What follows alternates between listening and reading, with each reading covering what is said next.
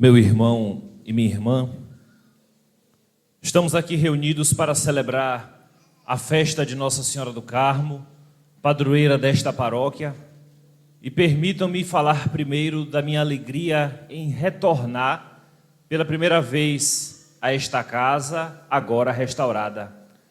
Ver que da beleza deste templo deve revelar também a beleza do coração de seu povo, como expressão daquilo que vivemos através da fé. Alegria do reencontro em reencontrar rostos já conhecidos. E alegria do encontro com outros que são novos. Manifestando assim que a igreja nesta paróquia permanece viva e servindo a Jesus Cristo através da missão, consegue ainda conquistar novos corações para viver a experiência de Deus através da igreja. Que bonito este tempo em celebrar a doce e querida Mãe do Carmelo. Por isso, meu agradecimento ao Padre Gabriel, meu irmão, por me confiar esta pregação, acreditando que eu possa vir lá do sul da Bahia para dizer alguma coisa que sirva ao povo da sua paróquia. Tempo de festa, mas também o tempo de uma grande catequese paroquial. Tempo de ouvir uma mesma voz que chama à conversão para fazermos o mesmo caminho ensinado pelo Senhor, não isoladamente, mas ao mesmo passo. Eis a beleza de uma festa. Nos colocarmos todos de corações atentos, de ouvidos dispostos a acolher a mensagem que chega até nós e orienta a nossa vida e o nosso agir enquanto igreja. Por isso é bonito a gente descobrir que a igreja, apesar de ter atravessado 2000 anos de sua existência, consegue trazer ainda a novidade para que a nossa vida, seja ela cada vez mais vivida segundo a vontade de Deus.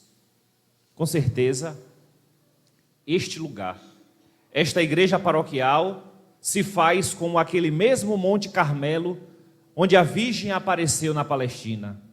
Aqui é o Carmelo do encontro com Deus, pois não há vida que permaneça a mesma, tendo uma vez feito este encontro. E é do encontro com o Senhor que faz nascer a vida da fé, que faz brotar o desejo de se entregar pela causa de Jesus Cristo, que às vezes se apresenta a nós tão exigente, mas ainda assim, como dizia Santo Agostinho, Senhor, é difícil te seguir, mas é impossível te deixar.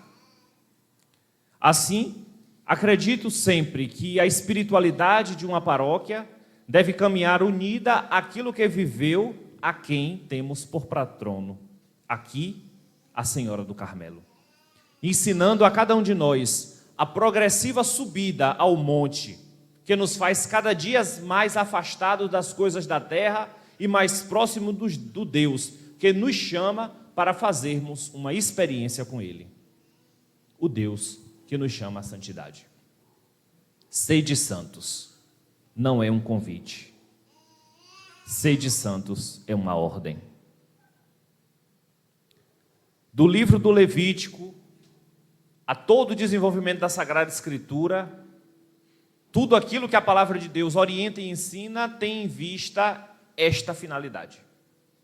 E se nós quisermos sintetizar toda a Bíblia, do Antigo ao Novo Testamento, essas duas palavras resumem: sede santos. E tudo que está ali é para realmente nos fazer santos. O Deus que nos chama à santidade. E a santidade não deve ser vista por nós como um estado de vida pronto e acabado, mas uma constante busca e orientação, sempre voltada e direcionada para a finalidade da vida do cristão: viver a plena comunhão com Deus, naquele que é o lugar esperado e aguardado por todos nós, a cidade eterna, a Jerusalém do Alto, carinhosamente chamado pelo povo de Deus de céu. É preciso que o cristão se recorde que na sua vida há uma meta a alcançar. Senão nós corremos o risco de às vezes passar a vida inteira até dentro da igreja sem saber onde nós queremos chegar. Vamos à igreja, celebramos a Eucaristia, participamos de tudo, mas não sabemos onde queremos chegar. E a palavra de Deus, que orienta a nós o caminho da santidade, diz que esta é a meta da vida do cristão.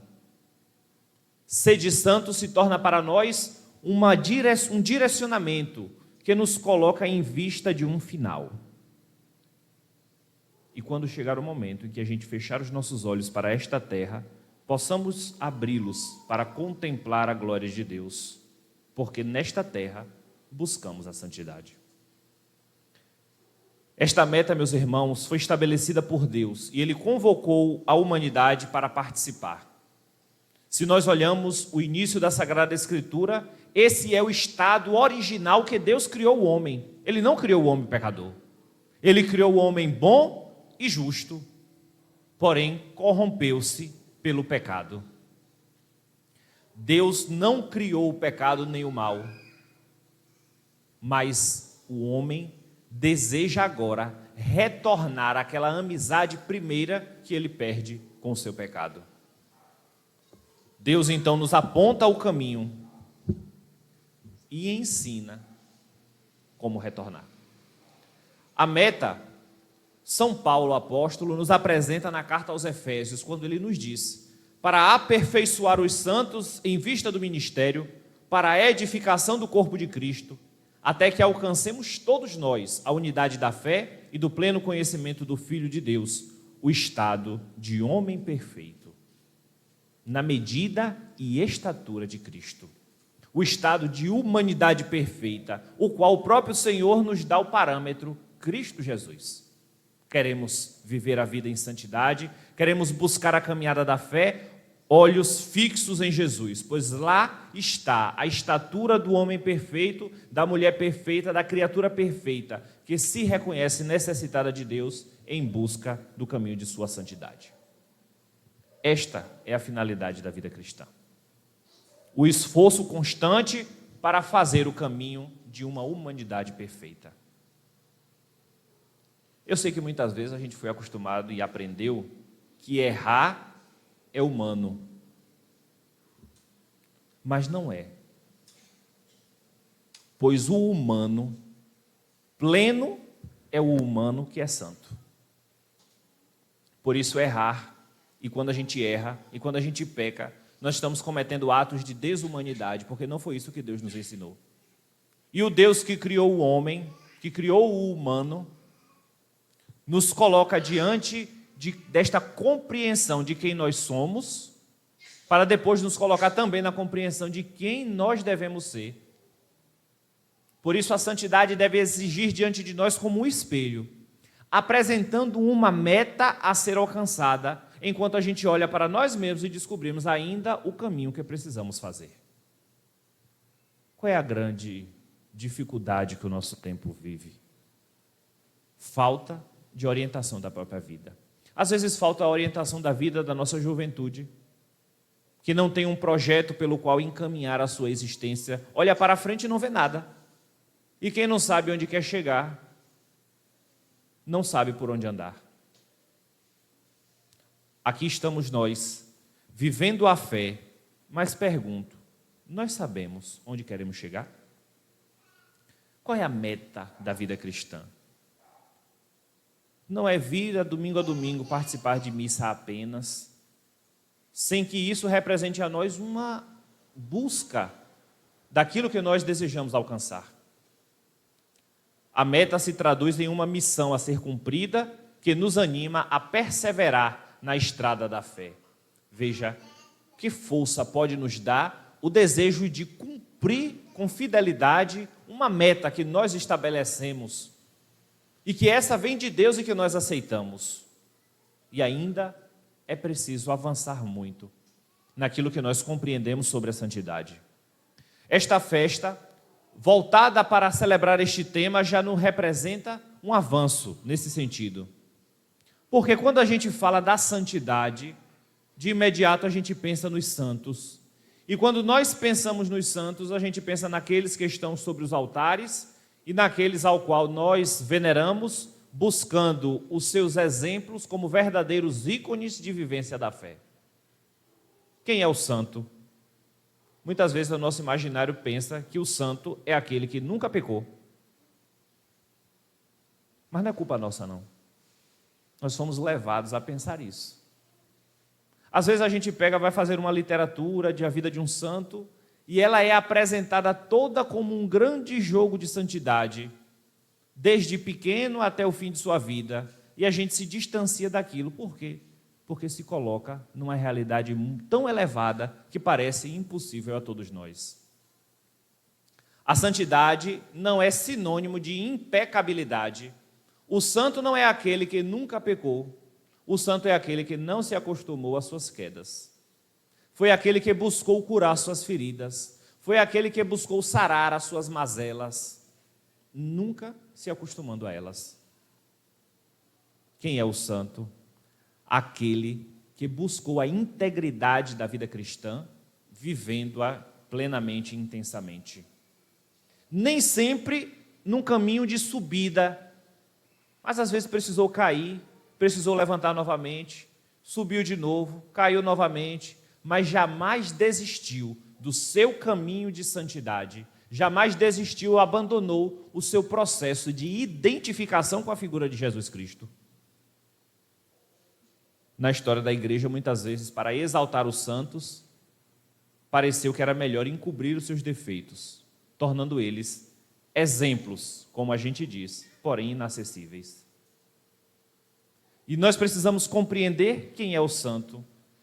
E nós olhamos, às vezes, os santos que escreveram a sua própria história e nós vemos a beleza do contraste de uma transformação de vida. Nós podemos pegar as Confissões de Santo Agostinho, o livro da vida de Santa Teresa d'Ávila, a história de uma alma de Santa Teresinha do Menino Jesus. Cada um deles, nós vamos encontrando o esforço de cada um destes santos em trilhar o seu caminho em busca da santidade, apresentando os seus erros, suas dificuldades, suas limitações e suas incertezas, tornando assim a santidade mais próxima daquilo que ela verdadeiramente é. Ela é um processo, não é um estado. É um caminhar. Porque se eu quero ser santo, não vai ser num toque de mágica, mas vai ser entrando numa caminhada. Eu quero chegar, eu ando até lá. E às vezes nesta caminhada nós encontramos os obstáculos pelo caminho.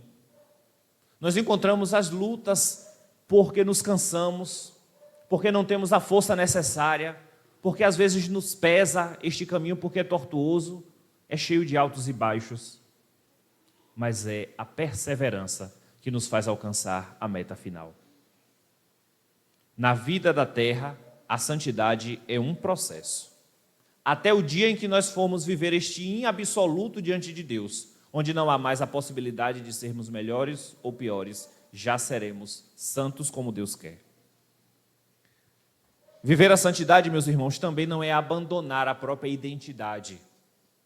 Não é abandonar a própria personalidade, mas elevá-la a um estado de vida perfeita. Nós não precisamos assumir uma caricatura de santo, que precisa estar nesta posição, precisa andar com as mãos juntas, precisa andar desse jeito, viver vestido daquela forma. Não. É dentro da nossa identidade que está a santidade, com a identidade elevada ao estado perfeito. Ser quem você é, porém vivendo o que Deus quer. E às vezes as pessoas insistem em ser aquilo que são, mas com seus erros, com seus vícios, com seus pecados, incapazes de lutar para alcançar o desejo de Deus em nossa vida. É ser aquilo que nós somos, porque foi Deus que fez, mas ser do jeito que Deus quer. Ver o sonho de Deus para nós, pois nos quer justos e santos, vivendo a amizade com Deus. Temos então uma meta, temos um destino, sabemos qual é o destino da vida cristã, precisamos então descobrir quais são os caminhos. E não é um caminho só, os caminhos são variados. Porque somos pessoas diferentes. Porque às vezes tem gente que anda mais rápido, tem gente que anda mais devagar. Quem está correto? Apenas aquele que anda, se mais rápido ou se mais lento, é da personalidade de cada um. Por isso, na igreja, são vários caminhos de espiritualidade, várias vias para alcançar a santidade. E dentro da espiritualidade cristã, no coração da certamente mais famosa Santa Carmelita, Santa Teresa de Lisieux, ou Santa Teresinha do Menino Jesus, a descoberta que lhe deu o título de doutora da Igreja, a pequena via ou o pequeno caminho. Numa de suas cartas, Santa Teresinha expressa o seu cansaço diante de certos documentos e tratados que envolvem a santidade dentro de 1000 obstáculos, tornando ela quase inalcançável, difícil de ser acessada. Ela diz então que abre a Sagrada Escritura e descobre que a perfeição lhe parece fácil. Basta reconhecer o próprio nada e abandonar-se como uma criança nos braços de Deus. Portanto, a doutrina da pequena via é o reconhecimento da própria pequenez. Quem é pequeno descobre que precisa confiar. Quem acha que é grande, confia em si mesmo. Esta é sua ruína.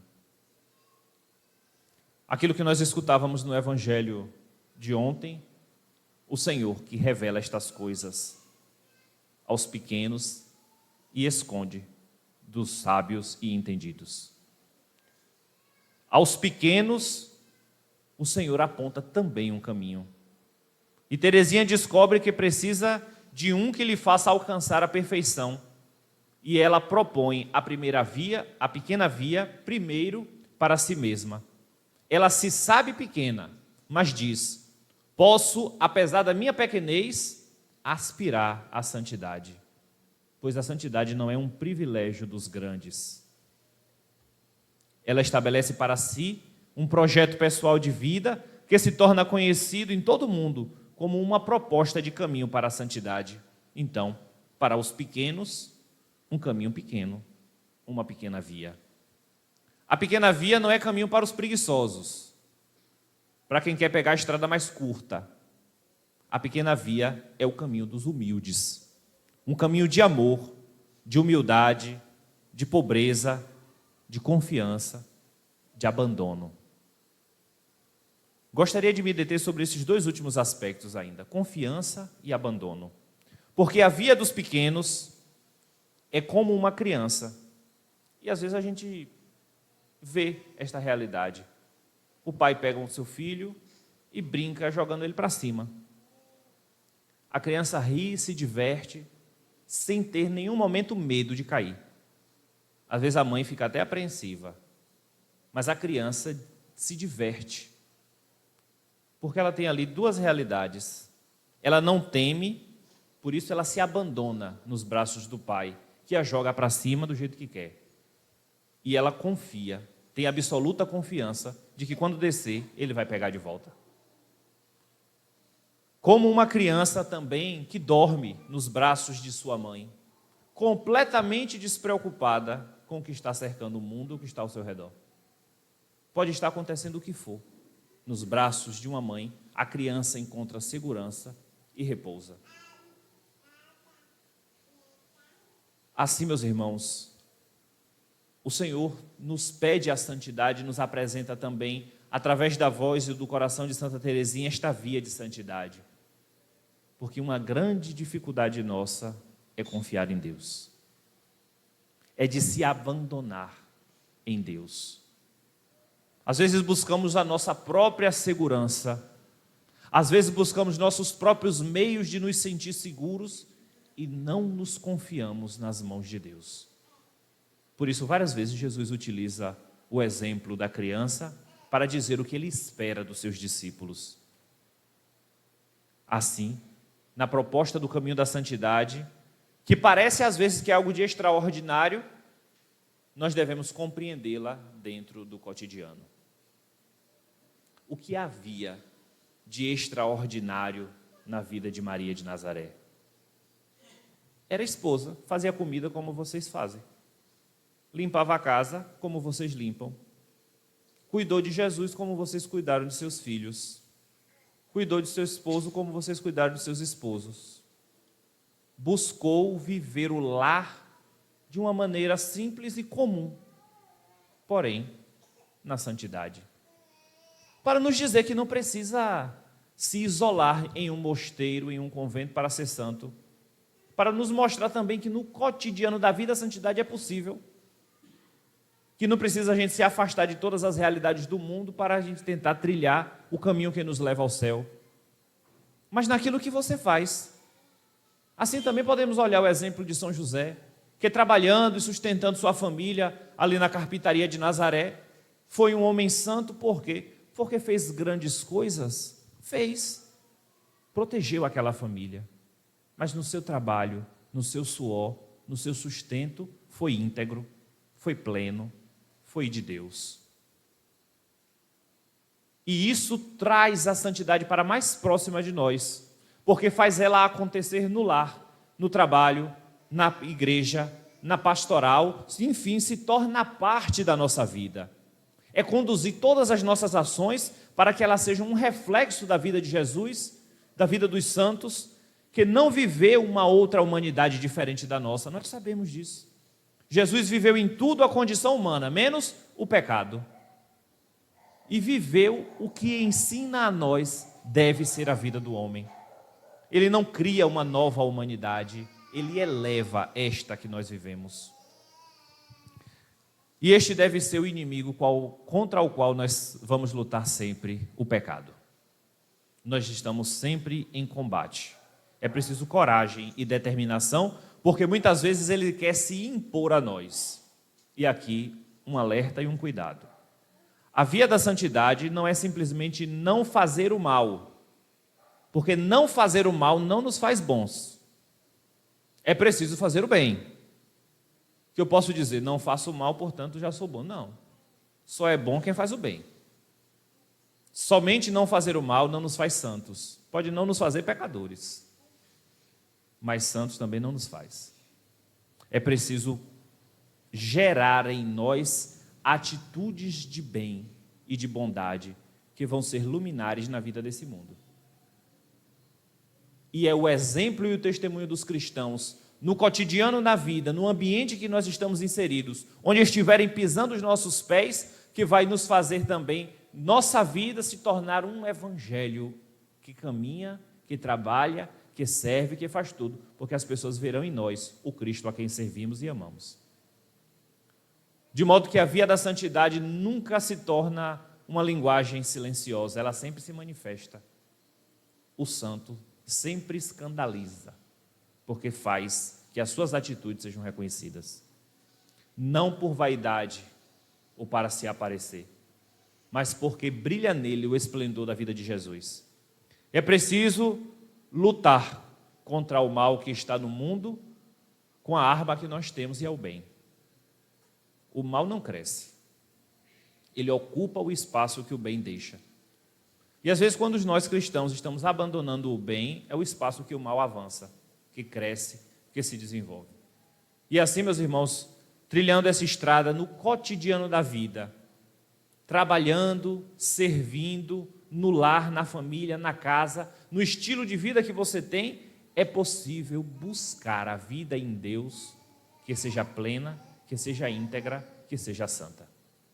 Por isso que essa festa, olhando o exemplo da Virgem Maria, o testemunho da Senhora do Carmelo, ajude a que cada um descubra que sobe, dia após dia, o Monte Carmelo, o lugar do encontro com Deus, que ensina a nós qual é a vida e a vida verdadeira do Filho de Deus. Sejamos auxiliados pelo testemunho, mas também pela intercessão de tão generosa e bondosa Mãe, a qual nós sempre recorremos em nossas limitações, em nossas fraquezas e nossas dificuldades, e da qual nós encontramos sempre o auxílio necessário para ser cada vez mais homem e mulher de Deus. Assim seja. Amém.